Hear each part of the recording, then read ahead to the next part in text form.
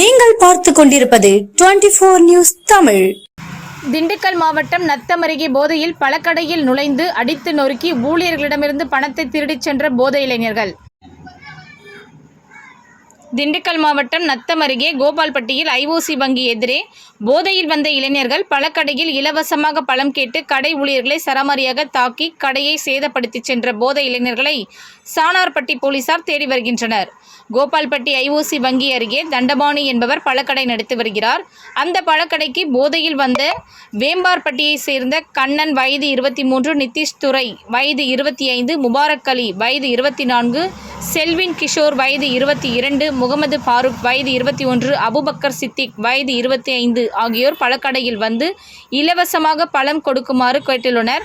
அங்குள்ள அப்புச்சி என்ற பணியாளர் பழம் கொடுக்க மறுத்துள்ளார்.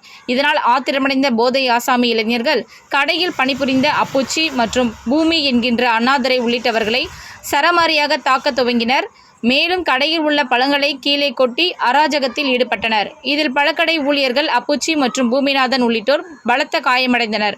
பின் அருகில் இருந்த பொதுமக்கள் பழக்கடை ஊழியர்களை போராடி மீட்டு திண்டுக்கல் அரசு மருத்துவமனைக்கு சிகிச்சைக்காக அனுப்பி வைத்தனர். இதில் பழக்கடை ஊழியர்கள் பலத்த இரத்த காயமடைந்தனர். இதுகுறித்து சானார்பட்டி போலீசார் வழக்கு பதிவு செய்து போதை ஆசாமிகளை தீவிரமாக தேடி வருகின்றனர்.